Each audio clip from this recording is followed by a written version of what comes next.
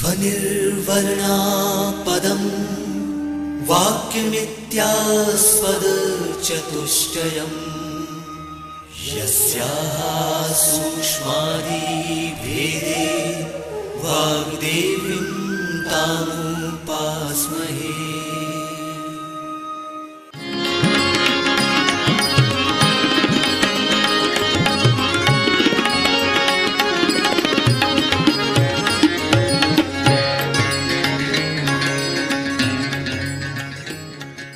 मध्य प्रदेश भोज मुक्त विश्वविद्यालय का इलेक्ट्रॉनिक माध्यम निर्माण और शोध केंद्र EMPRC प्रस्तुत करता है राजनीति शास्त्र विषय पर आधारित ध्वनि कार्यक्रम ग्रीक राजनीतिक चिंतक अरस्तु। ये कार्यक्रम BA राजनीति शास्त्र के द्वितीय वर्ष के विद्यार्थियों के लिए प्रथम प्रश्न पत्र की तीसरी इकाई पर आधारित है। इस कार्यक्रम के विषय विशेषज्ञ हैं डॉक्टर वर्षा सागोरकर। कार्यक्रम का ध्वनि मुद्रण, संपादन और प्रस्तुतिकरण किया है अमर बहादुर यादव ने। आइए सुनते हैं ध्वनि कार्यक्रम ग्रीक राजनीतिक चिंतक अरस्तु। आज प्रस्तुत है इसका पहला भाग।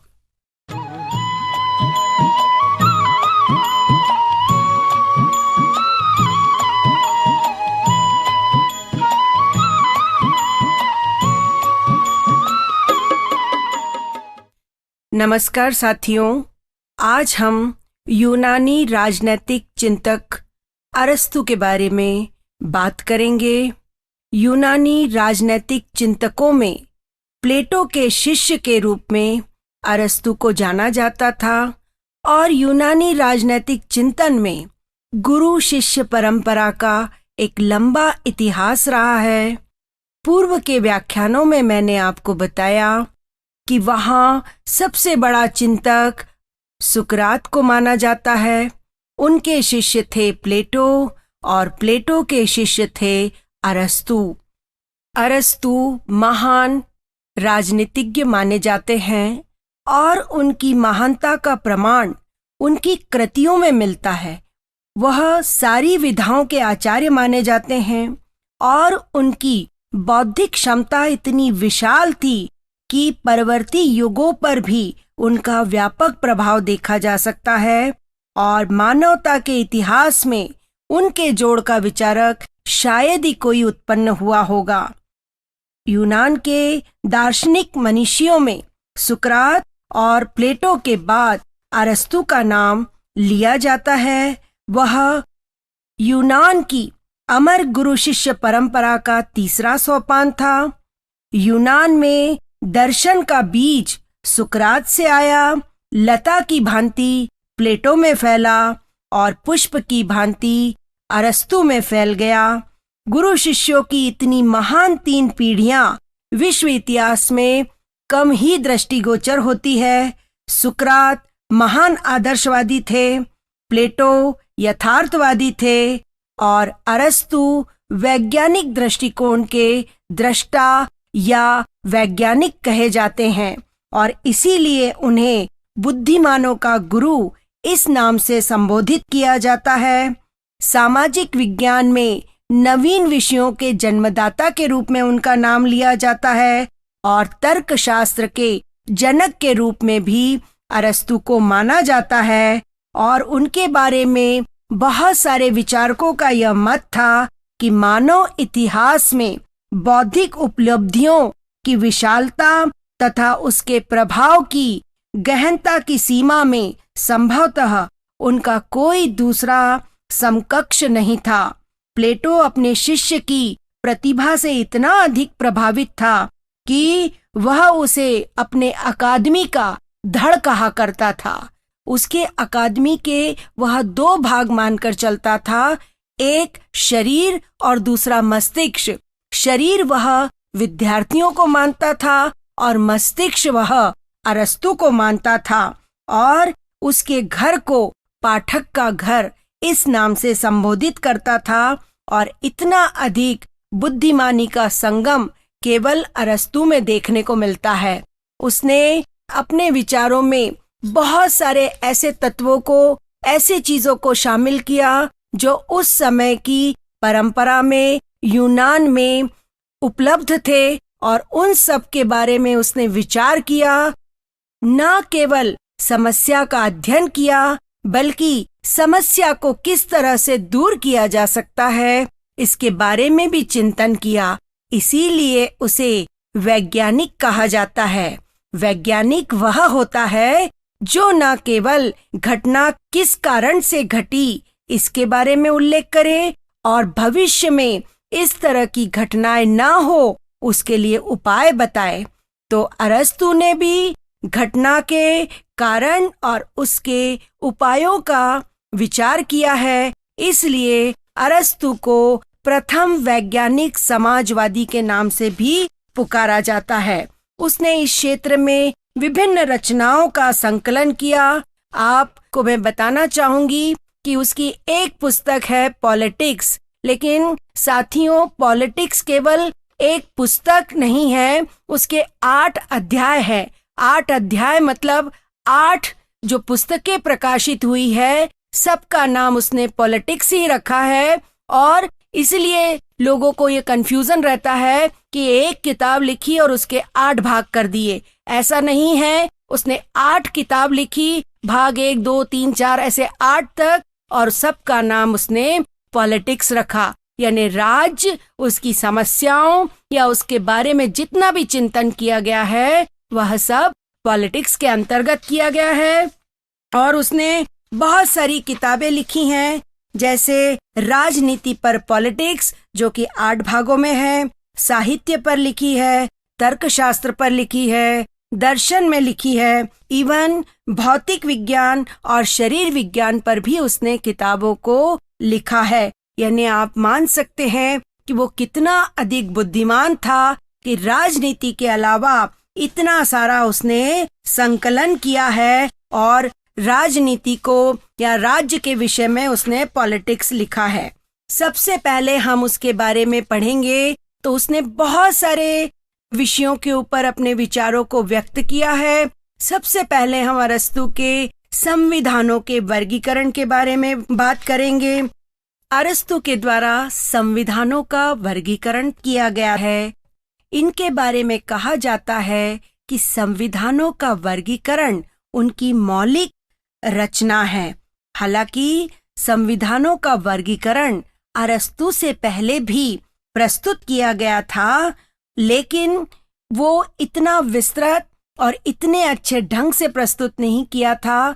अरस्तु ही वो प्रथम व्यक्ति है। न केवल उसने संविधान की व्याख्या की, बल्कि कौन कौन सी व्यवस्था में कैसे कैसे संविधान आएंगे या किस प्रकार की व्यवस्थाएं रहेंगी इसके बारे में भी उन्होंने पूरा अध्ययन किया है। सबसे पहले उन्होंने संविधानों का वर्गीकरण करने से पहले 158 देशों के संविधानों का अध्ययन किया। यानी अपना लेख या अपना विचार प्रस्तुत करने से पहले 158 देशों के संविधानों का ज्ञान प्राप्त किया और उसके पश्चात अपने संविधानों का वर्गीकरण प्रस्तुत किया। तो संविधानों का वर्गीकरण प्रस्तुत करने से पहले हम ये जानेंगे कि वास्तव में संविधान क्या है। हम एक साधारण भाषा में बात करते हैं या हम साधारण सोचते हैं तो हमें ऐसा लगता है कि जहां पर शासन से संबंधित विभिन्न नियमों को एक जगह संकलित कर लिया जाता है उसे हम संविधान कहते हैं। यानी बहुत सारे नियमों का संकलन संविधान कहलाता है। और प्रत्येक मनुष्य को जीवन निर्वाह के लिए नियमों की आवश्यकता होती है। उसी प्रकार सरकारों को देश चलाने के लिए विभिन्न नियमों की आवश्यकता होती है। जब इन नियमों को एक जगह संकलित कर लिया जाता है तो उसे हम संविधान कहते हैं। और यही वो कहता है कि संविधान केवल नियम नहीं है बल्कि जीवन जीने की पद्धति भी है। यानी हमारा जीवन किस प्रकार से निर्वाह करना है, अगर उसके संबंध में नियम हो और उन नियमों का हम पालन करें तो निश्चित रूप से हमारा निर्वाह बहुत अच्छे ढंग से होगा। और संविधान के बारे में अरस्तु ने, जैसा कि मैंने आपको बताया कि उन्होंने राज्य से संबंधित चीजों को लिखने के लिए पॉलिटिक्स नामक किताब लिखी और पॉलिटिक्स के चौथे भाग में संविधानों का वर्गीकरण प्रस्तुत किया है। यानी पॉलिटिक्स की जो चौथी पुस्तक थी उसमें संविधानों का वर्गीकरण प्रस्तुत किया है। अब वो ये कहता है कि शासन के विभिन्न अंग होते हैं, शासन में विभिन्न प्रकार के तंत्र होते हैं, उसके आधार पर हम संविधानों का वर्गीकरण करते हैं। और अरस्तु ने जो शासन का वर्गीकरण किया है वही राज्य का वर्गीकरण है, वही शासन का वर्गीकरण है और वही संविधानों का वर्गीकरण है। अब वो अपना जो वर्गीकरण प्रस्तुत करता है उसके उसने 2 आधार बताए हैं। किस तरह से 2 आधार बताए हैं? तो सबसे पहले आप देखिए कि हम उसको 2 भागों में बांट लेते हैं। एक को करते हैं हम संख्या के आधार पर और दूसरा हम करते हैं लक्ष्य या उद्देश्य के आधार पर। अर्थात अरस्तु ये कहते हैं कि शासन करने वाला व्यक्ति एक है, थोड़े से हैं या बहुत सारे हैं, ये हो गया संख्या के आधार पर वर्गीकरण। और जो शासन कर रहा है उसका उद्देश्य क्या है? जैसा कि आप जानते हैं कि मनुष्य कार्य करता है और कार्य करने के पीछे मनुष्य के 2 उद्देश्य होते हैं, एक होता है अच्छा और दूसरा होता है बुरा।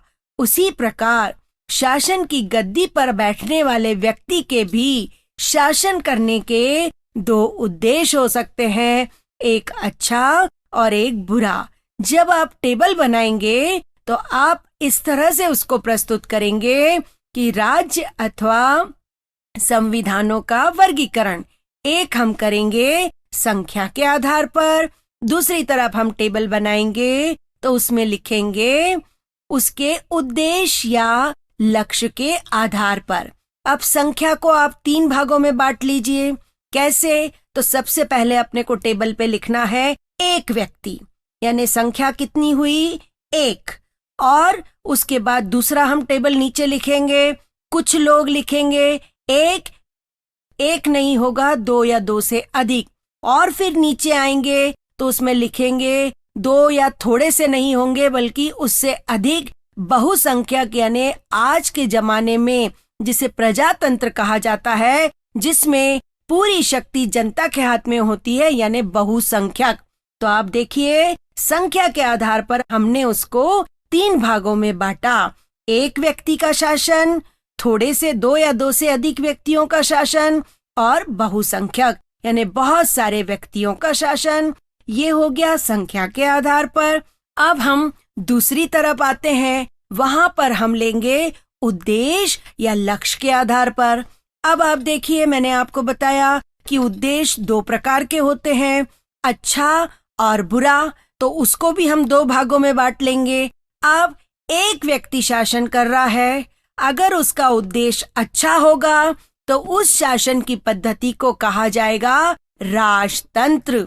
लेकिन जब उसका स्वरूप बिगड़ जाएगा यानी उसका उद्देश्य बुरा हो जाएगा तो उसे हम कहेंगे आताताई तंत्र, निरंकुश तंत्र या सर्वाधिकारवादी तंत्र।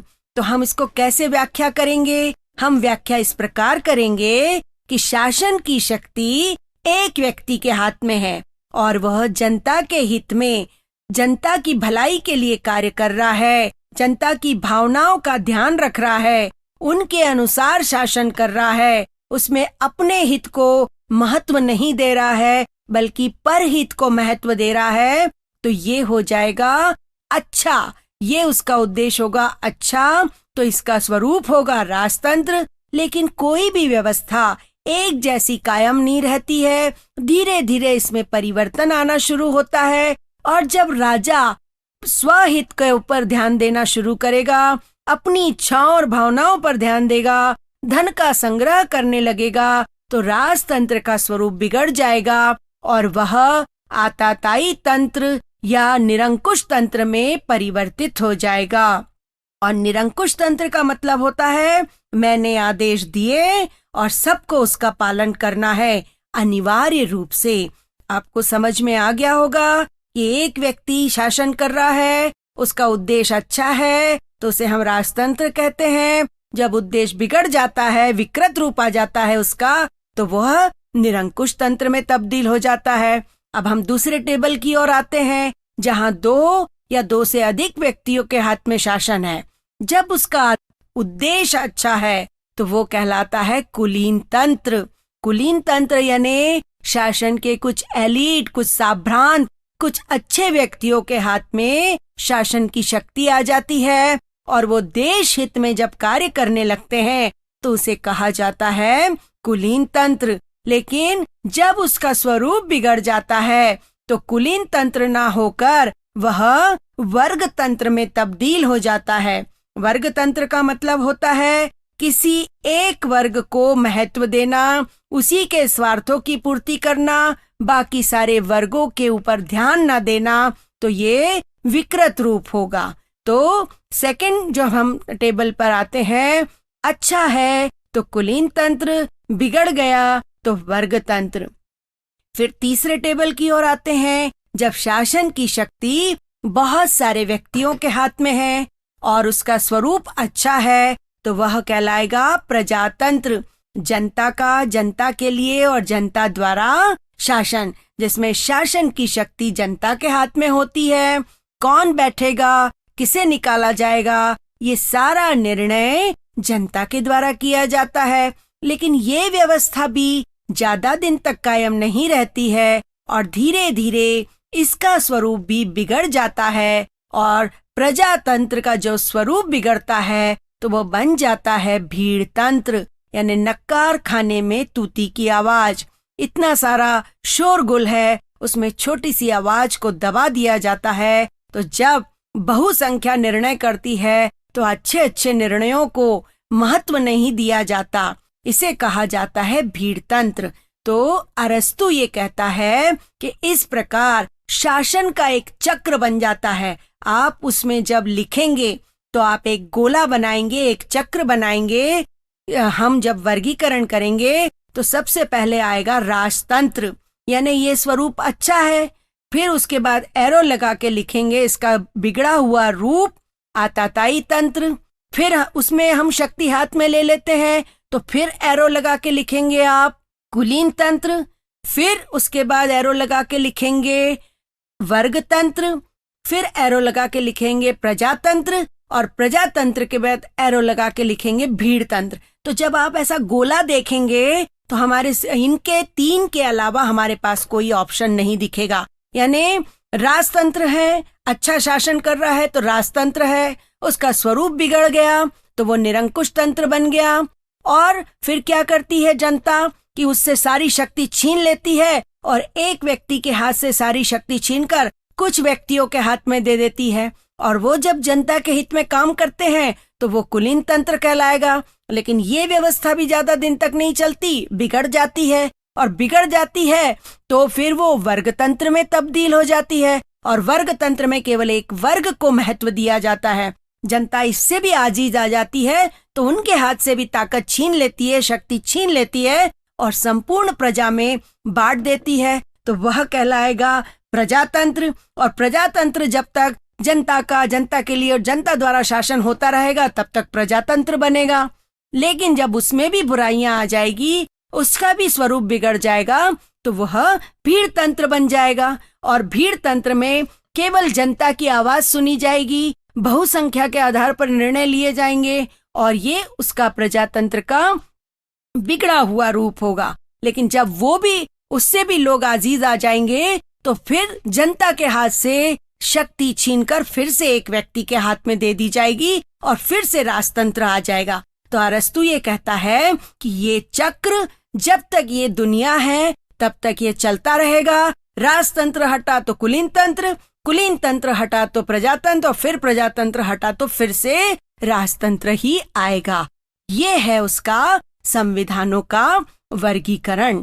तो इसने राज, शासन और संविधान, इसमें अंतर नहीं किया है। वही राज्यों का वर्गीकरण है, वही संविधान का वर्गीकरण है और वही शासन का वर्गीकरण है। और आपको इसके अंतर्गत यही लिखना है कि इसके अलावा कोई आपके पास ऑप्शन नहीं है। जैसे आपसे प्रश्न पूछा जाएगा कि आप संविधानों का वर्गीकरण प्रस्तुत कीजिए या राज्य का वर्गीकरण प्रस्तुत कीजिए, तो आपको कंफ्यूज नहीं होना। तीनों भी अगर नाम आते हैं तो आपको यही उत्तर देना है, यही सारणी बनानी है और यही चित्र बनाना है जो मैंने आपको चक्र समझाया है।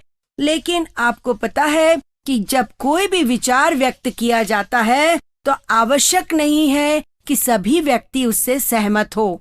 तो जब अरस्तु ने ये वर्गीकरण प्रस्तुत किया तो कई ऐसे विद्वान थे जो उसके इस वर्गीकरण से सहमत नहीं थे और इसलिए उन्होंने इसकी आलोचना की है।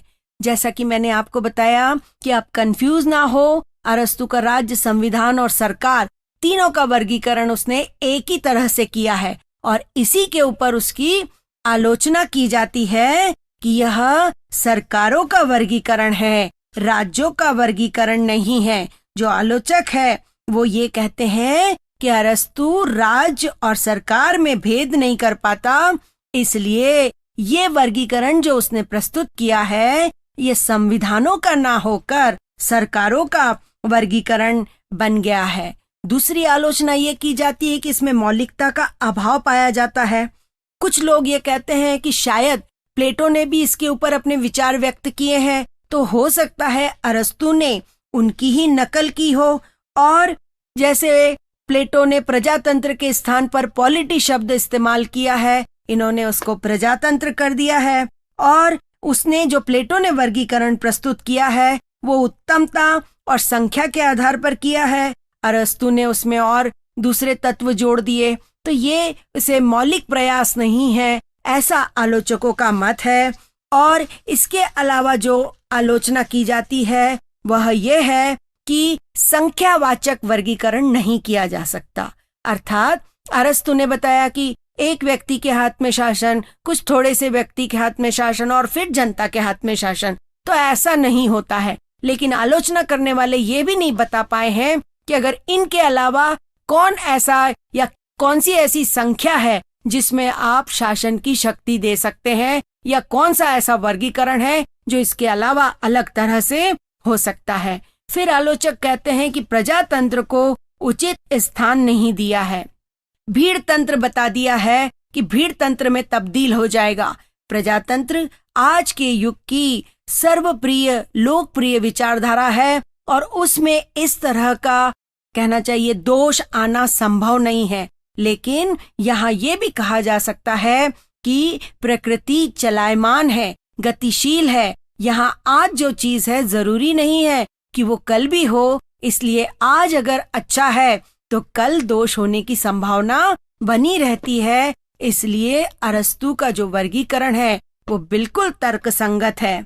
लेकिन आलोचक ये कहते हैं कि अरस्तु का वर्गीकरण तर्क की कसौटी पर खरा नहीं उतरता या इनका जो परिवर्तन चक्र है वो त्रुटिपूर्ण है इस तरह से। लेकिन हम ये देखते हैं कि आज भी जो व्यवस्था है, जो वर्गीकरण है, वो इसी आधार पर है कि राज्य अथवा संविधानों का वर्गीकरण इसी आधार पर हम देख रहे हैं। आप इंग्लैंड का उदाहरण उठाकर देखिए, वहां राजतंत्र था, फिर शक्ति कुलीनों के हाथ में आई और धीरे धीरे वहां पर प्रजातंत्र स्थापित हो गया। यानी इन तीन ऑप्शन के अलावा और कोई ऑप्शन आपको देखने को नहीं मिलता है।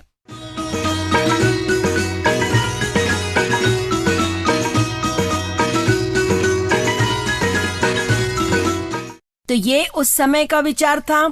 इसके अलावा मैं आपको ये बताना चाहती हूँ कि जब यूनानी जगत में पूरी व्यवस्था चलती थी, वहां पर एक और दोषपूर्ण व्यवस्था थी जिसको हम कहते हैं दास्ता। एक दोषपूर्ण व्यवस्था पूरे यूनान में बहुत अधिक प्रचलित थी जिसे दास प्रथा कहा जाता है।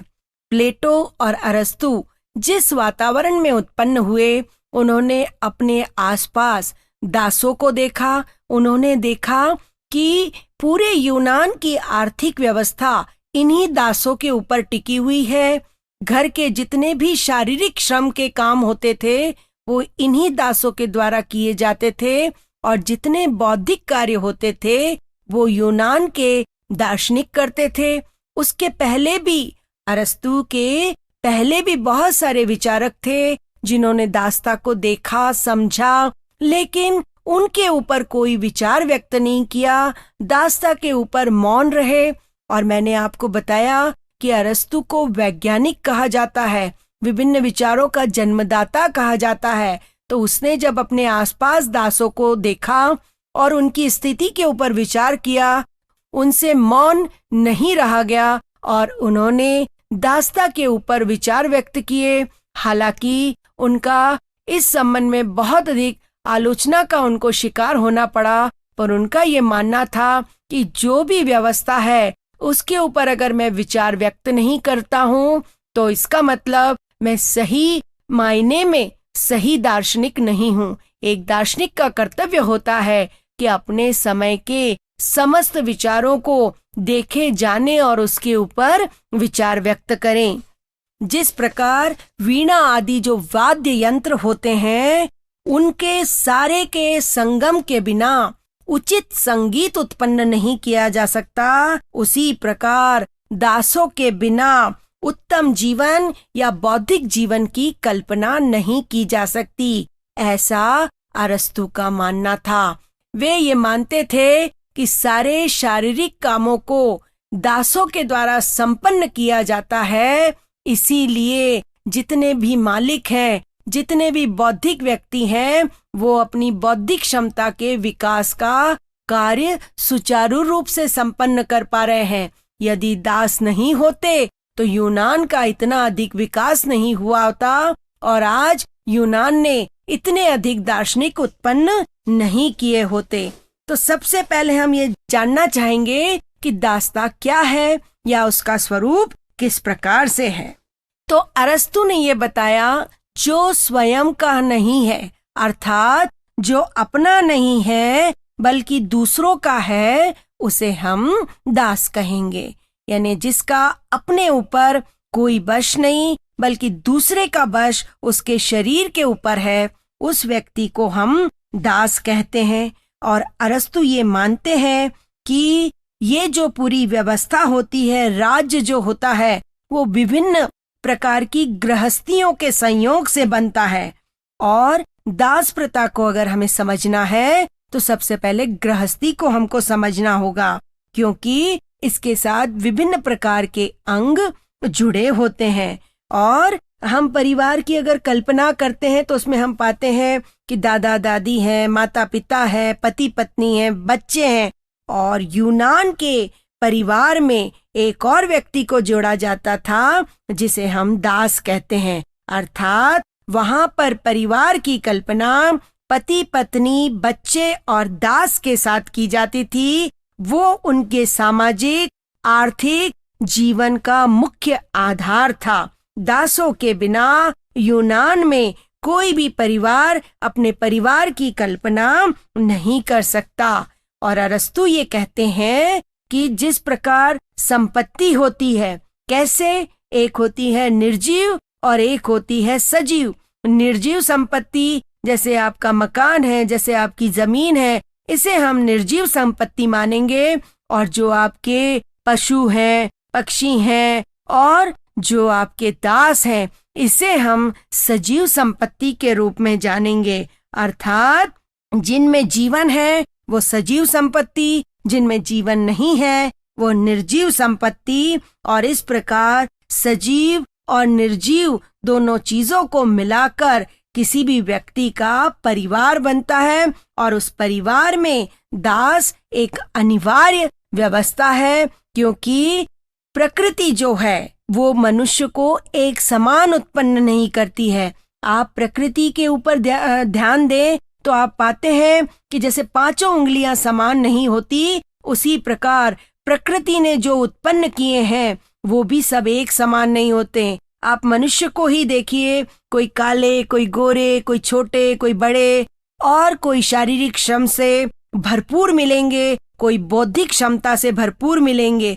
तो इस प्रकार विभिन्नता प्रकृति से ही हमको मिली है। और प्रकृति से विभिन्नता मिलने के कारण हमारे व्यक्तियों में ही दो भाग हो जाते हैं। जिनके पास शारीरिक क्षमता होती है, शारीरिक सौष्ठव होता है, उसे हम दास मानते हैं और जिनके पास बौद्धिक क्षमता होती है, जो बुद्धि के आधार पर कार्य करते हैं, उनको हम मालिक मानते हैं।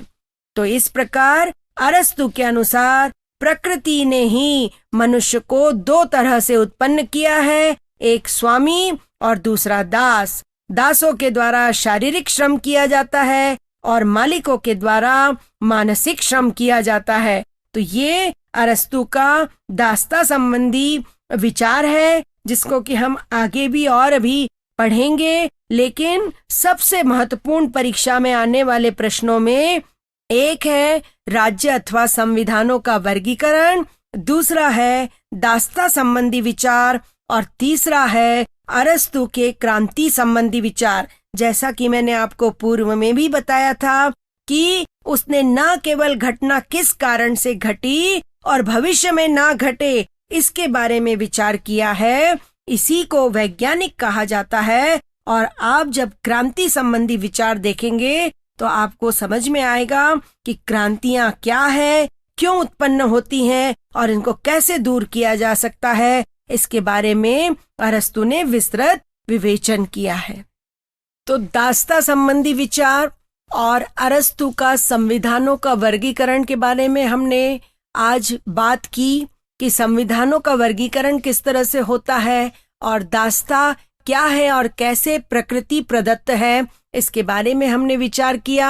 अब जो अगला व्याख्यान होगा उसमें हम देखेंगे कि क्रांति क्या होती है, कितने प्रकार की होती है और क्रांतियों को उत्पन्न होने के क्या कारण हैं और उसको किस तरह से दूर किया जा सकता है, इसके बारे में विचार करेंगे। धन्यवाद।